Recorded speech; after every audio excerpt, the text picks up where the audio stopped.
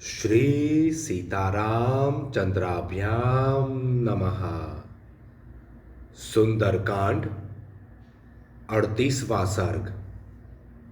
सीता जी का हनुमान जी को पहचान के रूप में चित्रकूट पर्वत पर घटित हुए एक कौवे के प्रसंग को सुनाना। भगवान श्री राम को शीघ्र बुला लाने के लिए अनुरोध करना और चूड़ामणि देना। सीता के इस वचन से कपि श्रेष्ठ हनुमान जी को बड़ी प्रसन्नता हुई। वे बातचीत में कुशल थे। उन्होंने पूर्वोक्त बातें सुनकर सीता से कहा, देवी, आपका कहना बिल्कुल ठीक और युक्ति संगत है। शुभ दर्शने, आपकी यह बात नारी स्वभाव के तथा पतिव्रताओं की विनयशीलता के अनुरूप है। इसमें संदेह नहीं कि आप अबला होने के कारण मेरी पीठ पर बैठकर 100 योजन विस्तृत समुद्र के पार जाने में समर्थ नहीं हैं। जनक नंदिनी, आपने जो दूसरा कारण बताते हुए कहा है कि मेरे लिए श्री रामचंद्र जी के सिवा दूसरे किसी पुरुष का स्वेच्छापूर्वक स्पर्श करना उचित नहीं है, यह आपके ही योग्य है। देवी, महात्मा श्री राम की धर्मपत्नी के मुख से ऐसी बात निकल सकती है। आपको छोड़कर दूसरी कौन स्त्री ऐसा वचन कह सकती है? देवी, मेरे सामने आपने जो जो पवित्र चेष्टाएं की और जैसी जैसी उत्तम बातें कही हैं, वे सब पूर्ण रूप से श्री रामचंद्र जी मुझसे सुनेंगे। देवी, मैंने जो आपको अपने साथ ले जाने का आग्रह किया, उसके बहुत से कारण हैं। एक तो मैं श्री रामचंद्र जी का शीघ्र ही प्रिय करना चाहता था, अतः स्नेहपूर्ण हृदय से ही मैंने ऐसी बात कही है। दूसरा कारण यह है कि लंका में प्रवेश करना सबके लिए अत्यंत कठिन है। तीसरा कारण है महासागर को पार करने की कठिनाई। इन सब कारणों से तथा अपने में आपको ले जाने की शक्ति होने से मैंने ऐसा प्रस्ताव किया था। मैं आज ही आपको श्री रघुनाथ जी से मिला देना चाहता था, अतः अपने परम आराध्य गुरु श्री राम के प्रति स्नेह और आपके प्रति भक्ति के कारण ही मैंने ऐसी बात कही थी, किसी और उद्देश्य से नहीं। किंतु सती साध्वी देवी, यदि आपके मन में मेरे साथ चलने का उत्साह नहीं है, तो आप अपनी कोई पहचान ही दे दीजिए, जिससे श्री रामचंद्र जी यह जान ले कि मैंने आपका दर्शन किया है। हनुमान जी के ऐसा कहने पर देव कन्या के समान तेजस्विनी सीता अश्रु गदगद वाणी में धीरे धीरे इस प्रकार बोली, वानर श्रेष्ठ, तुम मेरे प्रियतम से यह उत्तम पहचान बताना। नाथ, चित्रकूट पर्वत के उत्तर पूर्व वाले भाग पर जो मंदाकिनी नदी के समीप है तथा जहाँ फल मूल और जल की अधिकता है, उस सिद्ध सेवित प्रदेश में तापसाश्रम के भीतर जब मैं निवास करती थी, उन्हीं दिनों नाना प्रकार के फूलों की सुगंध से वासित उस आश्रम के उपवनों में जल विहार करके आप भीगे हुए आए और मेरी गोद में बैठ गए। तदंतर किसी दूसरे समय एक मांस लोलुप कौवा आकर मुझ पर चोंच मारने लगा। मैंने ढेला उठाकर उसे हटाने की चेष्टा की, परंतु मुझे बार बार चोंच मारकर वह कौवा वहीं कहीं छिप जाता था। उस बलि भोजी कौवे के खाने की इच्छा थी, इसलिए वह मेरा मांस नोचने से निवृत्त नहीं होता था। मैं उस पक्षी पर बहुत कुपित थी, अतः अपने लहंगे को दृढ़तापूर्वक कसने के लिए कटी सूत्र को खींचने लगी। उस समय मेरा वस्त्र कुछ नीचे खिसक गया और उसी अवस्था में आपने मुझे देख लिया। देखकर आपने मेरी हंसी उड़ाई। इससे मैं पहले तो कुपित हुई और फिर लज्जित हो गई।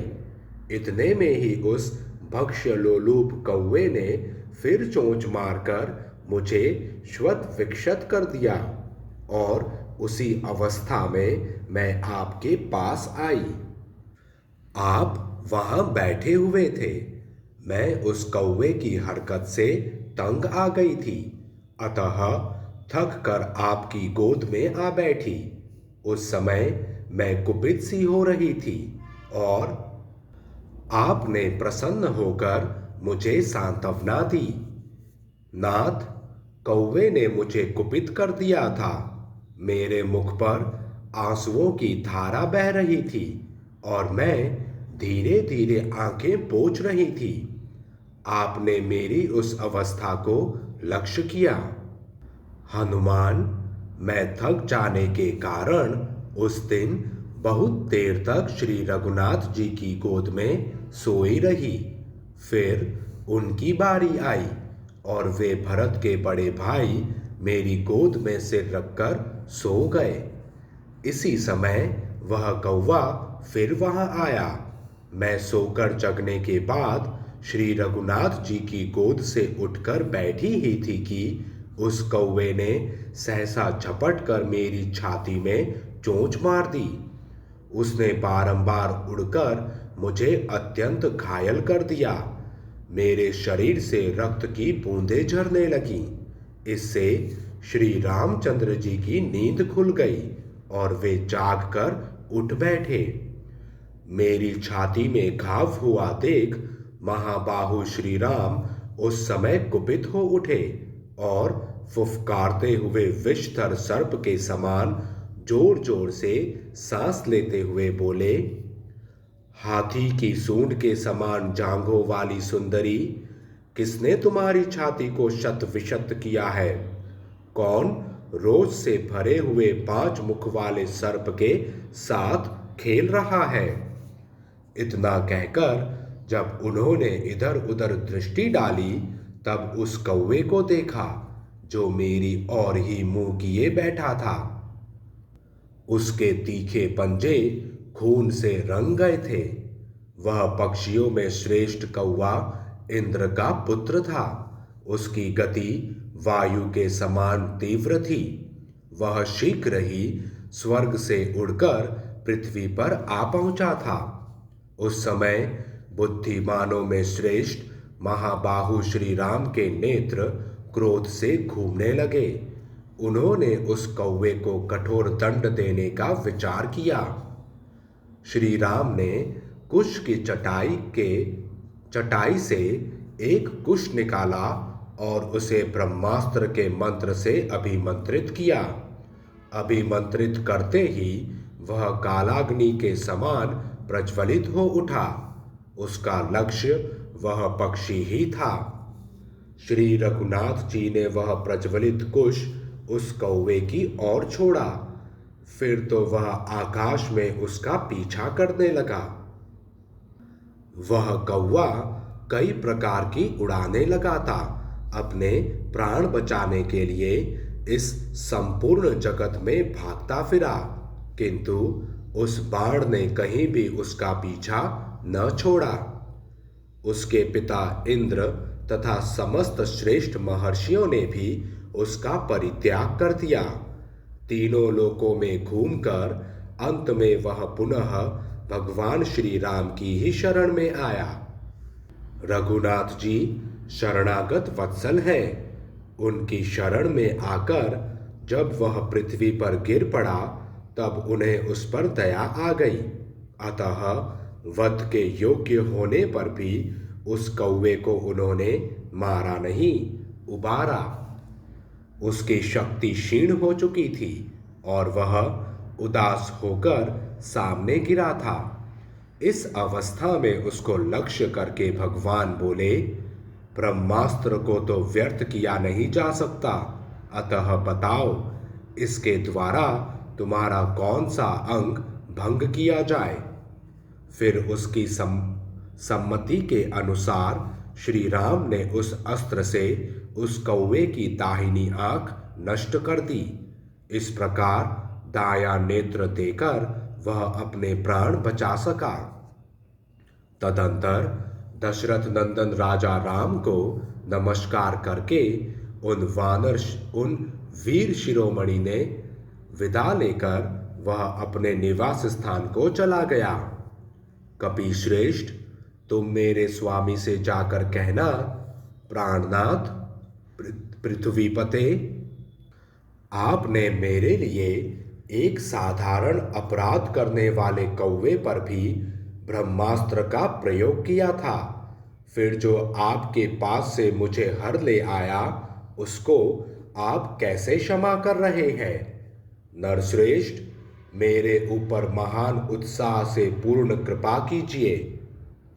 प्राणनाथ, जो सदा आपसे सनाथ है वह सीता आज अनाथ सी दिखाई देती है।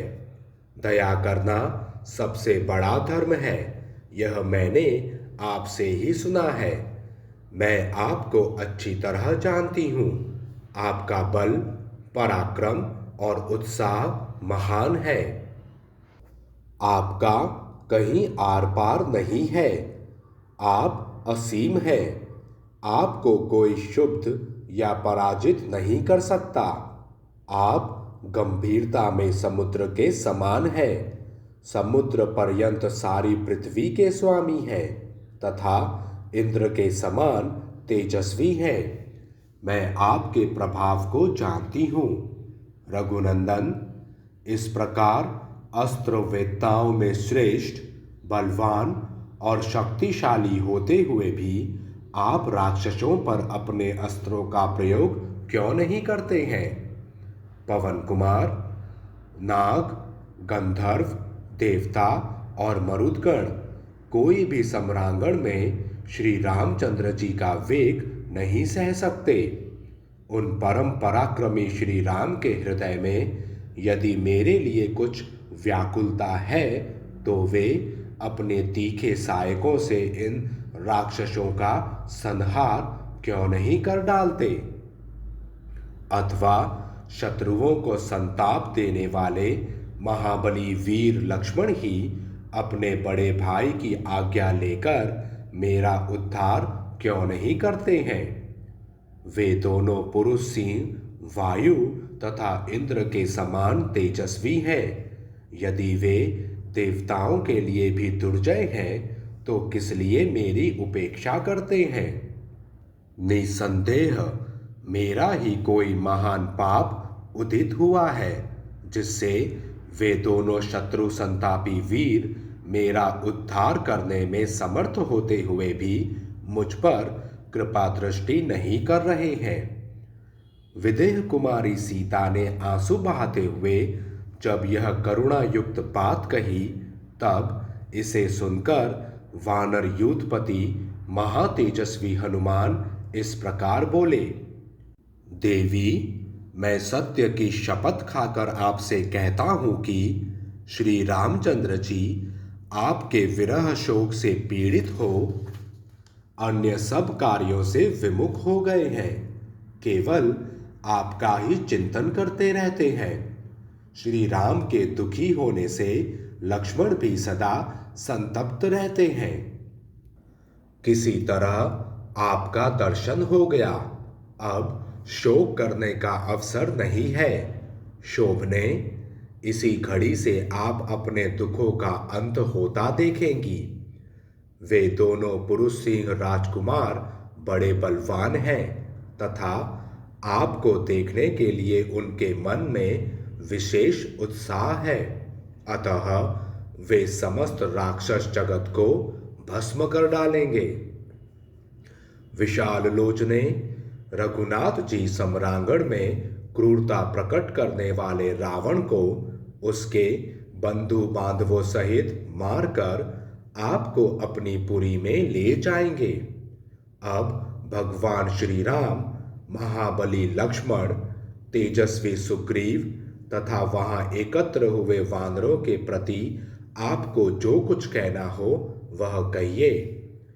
हनुमान जी के ऐसा कहने पर देवी सीता ने फिर कहा, कपिश्रेष्ठ, मनस्विनी कौशल्या देवी ने जिन्हें जन्म दिया है तथा जो संपूर्ण जगत के स्वामी हैं, उन श्री रघुनाथ जी को मेरी ओर से मस्तक झुकाकर प्रणाम करना और उनका कुशल समाचार पूछना।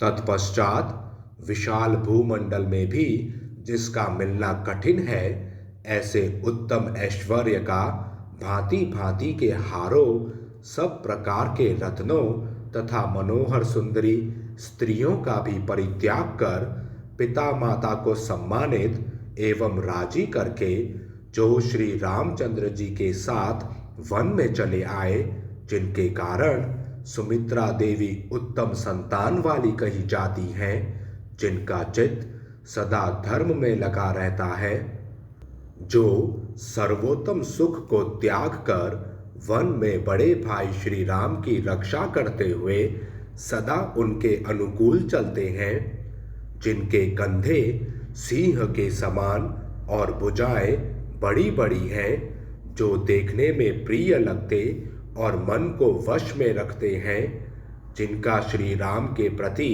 पिता के समान और मेरे प्रति माता के समान भाव तथा बर्ताव रहता है, जिन वीर लक्ष्मण को उस समय मेरे हरे जाने की बात नहीं मालूम हो सकी थी, जो बड़े बूढ़ों की सेवा में संलग्न रहने वाले, शोभाशाली, शक्तिमान तथा कम बोलने वाले हैं, राजकुमार श्री राम के प्रिय व्यक्तियों में जिनका सबसे ऊंचा स्थान है, जो मेरे ससुर के सदृश पराक्रमी हैं, तथा श्री रघुनाथ जी का जिन छोटे भाई लक्ष्मण के प्रति सदा मुझसे भी अधिक प्रेम रहता है, जो पराक्रमी वीर अपने ऊपर डाले हुए कार्यभार को बड़ी योग्यता के साथ वहन करते हैं, तथा जिन्हें देखकर श्री रघुनाथ जी अपने मरे हुए पिता को भी भूल गए हैं, अर्थात जो पिता के समान श्री राम के पालन में दत्तचित्त रहते हैं, उन लक्ष्मण से भी तुम मेरी ओर से कुशल पूछना। और वानर श्रेष्ठ, मेरे कथनानुसार उनसे ऐसी बातें कहना जिन्हें सुनकर नित्य कोमल, पवित्र, दक्ष तथा श्री राम के प्रिय बंधु लक्ष्मण मेरा दुख दूर करने को तैयार हो जाए। वानर यूथपते, अधिक क्या कहूं? जिस तरह यह कार्य सिद्ध हो सके वही उपाय तुम्हें करना चाहिए। इस विषय में तुम ही प्रमाण हो। इसका सारा भार तुम्हारे ही ऊपर है। तुम्हारे प्रोत्साहन देने से ही श्री रघुनाथ जी मेरे उद्धार के लिए प्रयत्नशील हो सकते हैं। तुम मेरे स्वामी शूरवीर भगवान श्री राम से बारंबार कहना, दशरथ नंदन, मेरे जीवन की अवधि के लिए जो मास नियत है, उनमें से जितना शेष है उतने ही समय तक मैं जीवन धारण करूंगी। उन अवशिष्ट 2 महीनों के बाद मैं जीवित नहीं रह सकती। यह मैं आपसे सत्य की शपथ खाकर कह रही हूं। वीर, पापाचारी रावण ने मुझे कैद कर रखा है, अतः राक्षसियों द्वारा शठतापूर्वक मुझे बड़ी पीड़ा दी जाती है। जैसे भगवान विष्णु ने इंद्र की लक्ष्मी का पाताल से उद्धार किया था, उसी प्रकार आप यहाँ से मेरा उद्धार करें। ऐसा कहकर सीता ने कपड़े में बंधी हुई सुंदर दिव्य चूड़ामणि को खोलकर निकाला और इसे श्री रामचंद्र जी को दे देना, ऐसा कहकर हनुमान जी के हाथ पर रख दिया। उस परम उत्तम मणि रत्न को लेकर वीर हनुमान जी ने उसे अपनी अंगुली में डाल लिया। उनकी बाह अत्यंत सूक्ष्म होने पर भी उसके छेद में न आ सकी। इससे जान पड़ता है कि हनुमान जी ने अपना विशाल रूप दिखाने के बाद फिर सूक्ष्म रूप धारण कर लिया था। वह मणि रत्न लेकर कपिवर हनुमान ने सीता को प्रणाम किया और उनकी प्रदक्षिणा करके वे विनीत भाव से उनके पास खड़े हो गए। सीता जी का दर्शन होने से उन्हें महान हर्ष प्राप्त हुआ था। वे मन ही मन भगवान श्री राम और शुभ लक्षण संपन्न लक्ष्मण के पास पहुंच गए थे। उन दोनों का चिंतन करने लगे थे। राजा जनक की पुत्री सीता ने अपने विशेष प्रभाव से जिसे छिपाकर धारण कर रखा था, उस बहुमूल्य मणि रत्न को लेकर हनुमान जी मन ही मन उस पुरुष के पास समान सुखी एवं प्रसन्न हुए, जो किसी श्रेष्ठ पर्वत के ऊपरी भाग से उठी हुई प्रबल वायु के वेग से कंपित होकर पुनः उसके प्रभाव से मुक्त हो गया हो। तदंतर उन्होंने वहां से लौट जाने की तैयारी की। इस प्रकार श्री वाल्मीकि निर्मित आर्ष रामायण आदि काव्य के सुंदर कांड में 38वां सर्ग पूरा हुआ। जय श्री राम।